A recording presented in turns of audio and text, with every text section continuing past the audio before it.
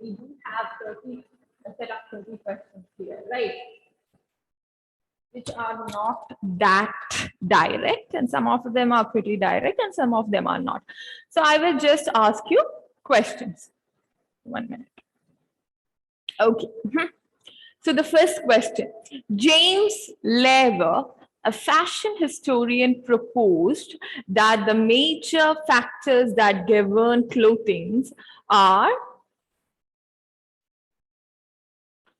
which one is the right answer? Option C. Seduction, utility, hierarchy. Yes, option C. What about the second question? The closely fitted fur garments worn by man to effectively trap and retain body warmth during freezing cold condition are called? Called what? Sorry? Eskimos. Yes, Eskimos. Third question. The Tuareg of the Sahara and the Bedou of Saudi Arabia wear long robes and loose trousers to protect their body from? Blazing sun. Yes, blazing sun. The term mastication explains the process of? The term mastication explain the process of what? Sana? Sana? Removing animal fat. You can send the, you are not audible, so you can just put the answer in the chat. Okay, you are not audible enough, so you can just send the answer. So the options, removing animal fat, yes. So the term mastication is the process of removing animal fat from animal skin. Yes, based on the theories propounded by the historians on the origin of clothing, there are 4 different explanations regarding what?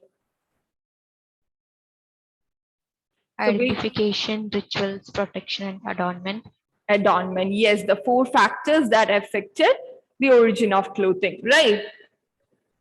Yes, so based on theories propounded by the historians on the origin of clothing, there are 4 different explanations regarding 4 different factors. The Ain of North Japan and Siberian Gilead used dash to make dash. What is the answer? The Ain of North Japan and Siberian Gilead. Yes, fish skin to make waterproof jackets, right? Fish skin to make waterproof jackets. Based on archaeological evidences, a similar question. So based on archaeological evidences, multiple materials were used by primitive men for clothing making, and out of which fish skin was used by the Ain of North Japan and Siberian Gilead to make waterproof jacket, right? Yes. Next.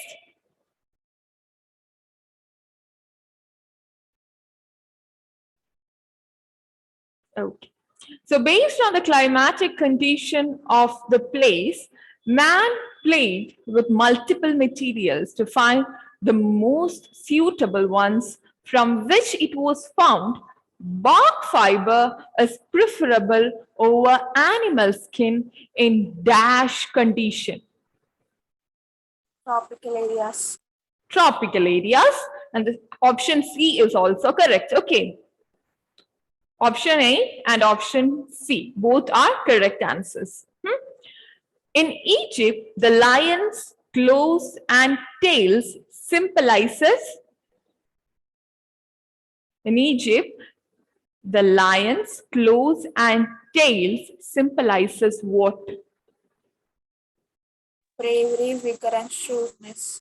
Yes, bravery, vigor, and shrewdness under the ritualistic part, right? Yes. In 18th century Europe, Women's skirts expanded tremendously in width and therefore had to be supported by layers of petticoats, which made mobility very cumbersome. To overcome this struggle, they came up with a lighter alternative for petticoats, which will make the skirt so wide on either side of the hips.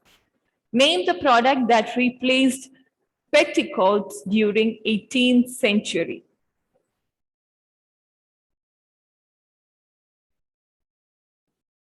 Which was that particular product that replaced petticoats during 18th century? Anyone?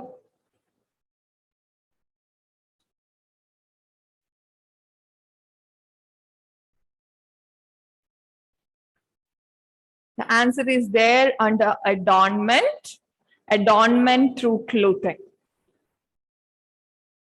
Is it underskirt? Not underskirt, dear. Option C, pannier. That is the answer. Okay. So it is a kind of frame. The picture or the image of this particular product is there shown in the textbook. So you can just refer to it. Okay. So the answer is pannier. Please do mark the answers for later references. Okay. 11th question. The 19th century Victorian corset is an example of which one of the following factors? Answer. Adornment. Adornment. Adornment through clothing, right? So Pauline is a shoe with exaggerated length worn by men in medieval time, and the length of the toe varied according to the social class. So Pauline is a shoe with exaggerated length worn by men in medieval time, and the length of the toe varied according to the social class. The right answer. Which one is the right answer?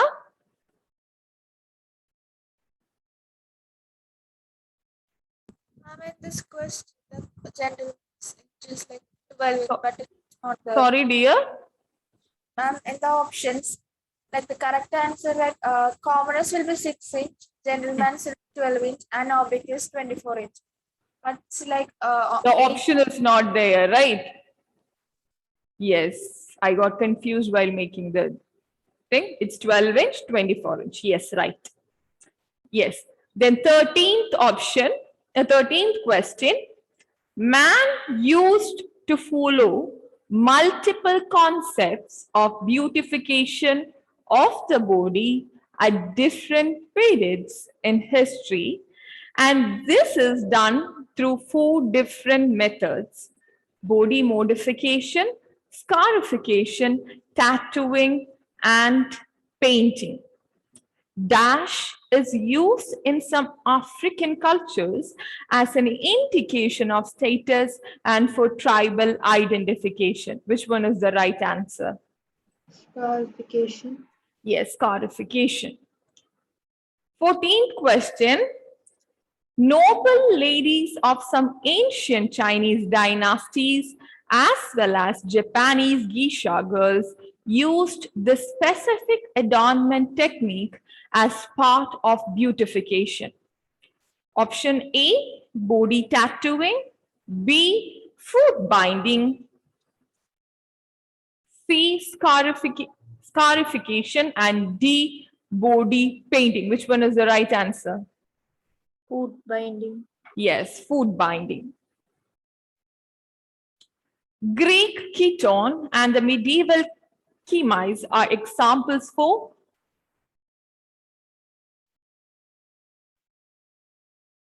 15th question. Greek ketone and the medieval chemise are examples for, it is there in the beginning part.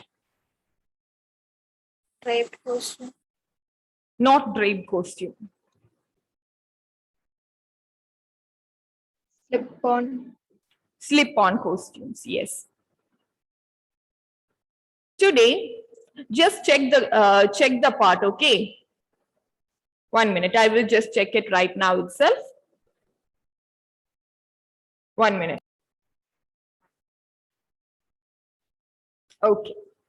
So the answer for 15th question, it's closed stitched costume, option D. 16.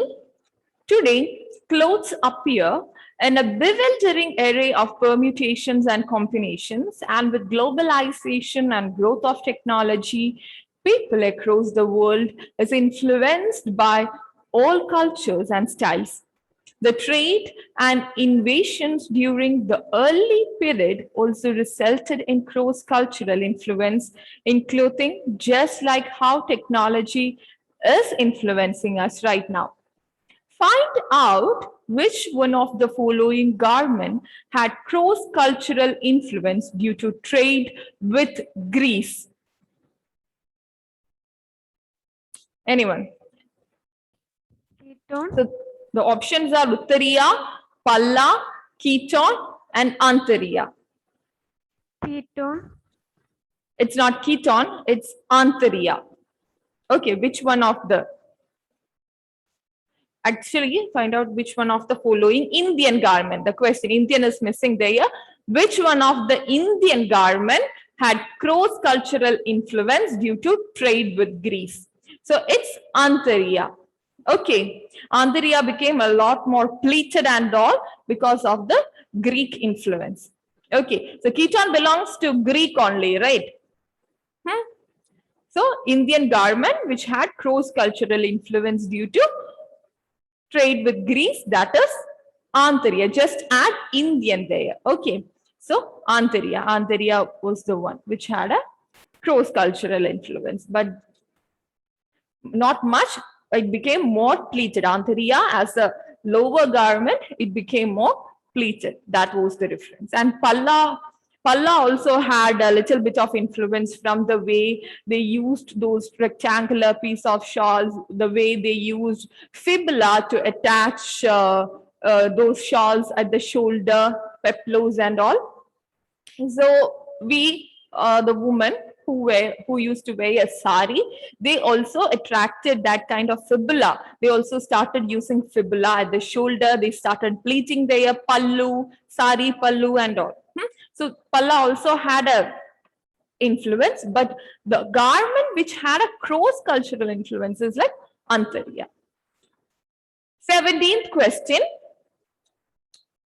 Industrialization brought a lot of changes to the textile industry, including opening new markets in different parts of the world. And cotton revolutionized European clothing. But one of the unexpected effects of cotton during industrialization is dash. Industrialization brought a lot of changes to the textile industry, including opening new markets in different parts of the world. And cotton revolutionized European clothing during Industrial Revolution.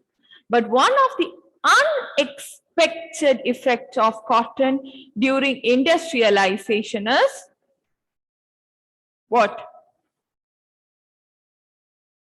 Slave trade. Option A, slave trade. Cotton, Europeans used, Britishers used cotton to exchange it with African people. Okay, they took cotton from India, they used it to exchange that with people. So slave trade. Yes. So 17th question, answer option A, slave trade. So that was the unexpected effect of cotton during industrialization. So India was the producer of finest and high quality cotton. So Britishers and the Europeans, they used what? They used this fine quality cotton to exchange it with African people. So that is what slave trade. So 18th question, in England, the Industrial Revolution rapidly transformed the country. Several new interventions followed by patents considerably developed the industrial spinning and weaving centers. Name the interventions that speeded up the textile production. So you don't have to think about all those interventions that happened during the Industrial Revolution. The only interventions that you have to think about right now is the ones that helped to speed up textile production. Not even garment production, but only textile production. Okay. So that one is a tricky question actually. So in England, the Industrial Revolution rapidly transformed the country. Several new interventions followed by patents considerably developed the industrial spinning and weaving centers. Name the interventions that speeded up the textile production. Answer.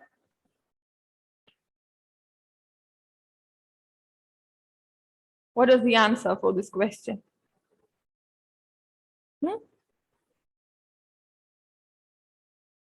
Which one is the answer? Anyone? Anyone?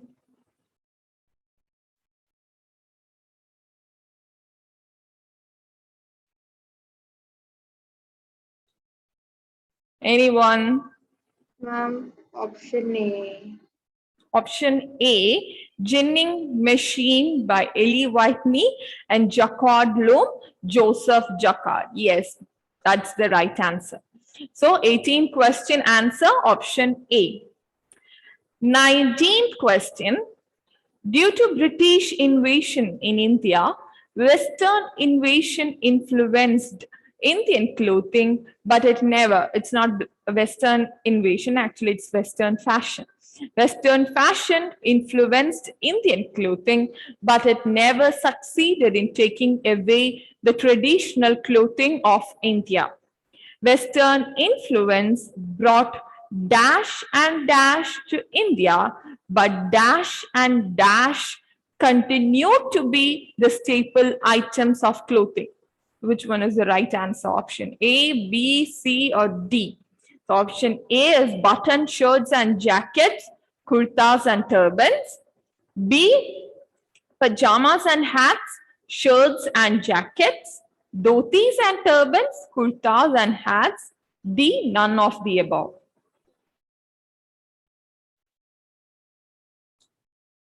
Which one is the right answer for this question? Option A. Option A, button shirts and jackets, which was instead introduced by the Westerners, and kurtas and turbans were part of our traditional clothes, right? Yes. So option A. 20. Question number 20. The Brahma Samaj of Bengal was the first one to adapt and experiment with Western styles. And the Western influence was echoed as dash. The Brahma Samaj of Bengal was the first one to adapt and experiment with Western styles, and the Western influence was echoed as dash. Which one is the right answer? Option A, salwar kameez. Option B, stitched blouse. Option C, pleated sari palla. Option D, none of the above. Which one is the right answer? Option B. Option B, stitched blouse, of course. Yes. Influenced by the Western culture and Western dresses, Indian women experimented with different blouse styles. They experimented with the necklines, they experimented with blouse length, they also experimented with sleeves and all, right? So what they experimented with was blouse actually. Yes. So stitched blouse. Yes. Next question. 21. Elegant chiffon saris became popular during which period? Elegant chiffon saris became popular during which period? Option Which- D. Hmm? Option B. Option B, 1930s. I don't remember it correctly. Have you gone through your textbook? Option D. 1960s. It's not 1960s. Chiffon saris became popular even before that. Okay. So, Raina, can you please stop sharing? I will just check it right now. Okay, here you can see this trend continued into the 30s, where the sari palla was straight, either sida, back to front, or front to back. The Western style of padded shoulders translated into puffed sleeve blouses. This era saw the advent of movies which transformed film stars into icons, with whose every nuance of style was faithfully emulated by the masses. With the first talkies, elegant chiffon saris became fashionable, popularized by the upper echelon of society and film stars. The first fashion show was held in Pune in 1930 when Catherine Courtney of Pompadour Gowns presented Western clothes on European models. Yes.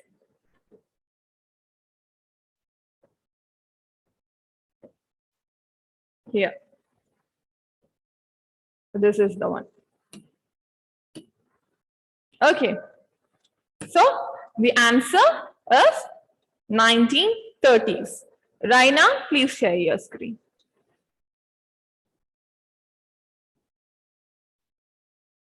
So elegant chiffon saris became popular during which period? 1930s. Option B.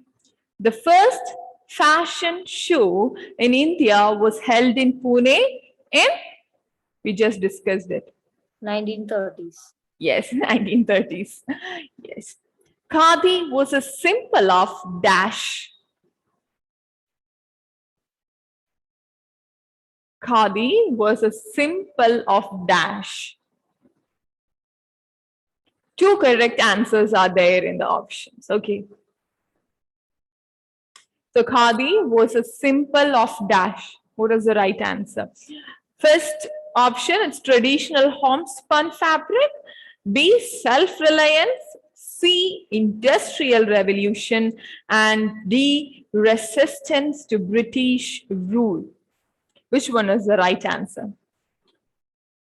Which one of the following options are B. right? Yes, B, self-reliance. And the next answer? Two right answers are there in the options. D. D, resistance to British rule. Yes. 24. Which of the following was initially worn with a short jacket or bundi? Which one of the following was initially worn with a short jacket or bundi? A, dhoti, B, dupatta, C, salwar kameez, and D, sari. Which of? Yes, salwar kameez. Option C, salwar kameez. Yes. 25th question. Industrialization and British Raj affected Indian handicraft industry and led to its worse, and during 1970s, revivalists like Dash and Dash set up several institutes to energize traditional handicraft and skills. Which one is the right answer? A, Kamala Devi Chattopadhyay and Martin Singh. B, Pupul Jayakar and Asha Sarabai. C, Kamala Devi Chattopadhyay and Pupul Jayakar. And D, Asha Sarabai and Martin Singh. Which one is the right answer among the four options? Option Option C. C. Devi Chattopadhyay and Pupul Jayakar. Pupul Jayakar, yes. 26th question. Yes. Reinterpretation of handcrafting traditions with sustainable business practices is a signature style created by reinterpretation of handcrafting traditions with sustainable business practices is a signature style created by option A, Rahul Mishra, B, Rahul Prajapati, C, Aneet Mishra, and D, Aneet Arora. Ma'am, A. A, Rahul Mishra. Yes. 27. Loveleen Bine is one of the Indian costume designer who is famous for her works in Loveleen Bine. She's a famous Indian costume designer. She is one of the Indian costume designer who is famous for her works in which one of the following movies? Lagan, Rang De Basanti, Tare Zameen Par, Guru. Which one is the right answer? Option B. Option B, Rang De Basanti. 28. Tights worn with skin-fitting knit tops and pullovers came into picture during tights worn with skin-fitting knit tops and pullovers came into picture during option A, 1920. 1960. Yes, 1960s. Option B, 1960s. Yes. Last two questions. 29. Roaring 20s of the West were characterized by which style? Roaring 20s of the West were, so roaring 20s, 1920s is known as the roaring 20s. Okay, so the roaring 20s of the West were characterized by which style? Flapper. Option Yes. Option A, flapper. Yes. Peplos were worn by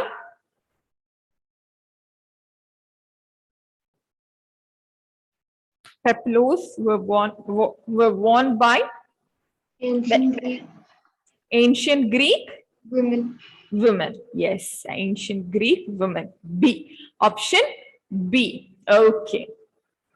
Any doubts regarding any of the questions that we discussed today? Any doubts? Anyone? Right now you can stop sharing here. Any doubts regarding anything that we discussed today?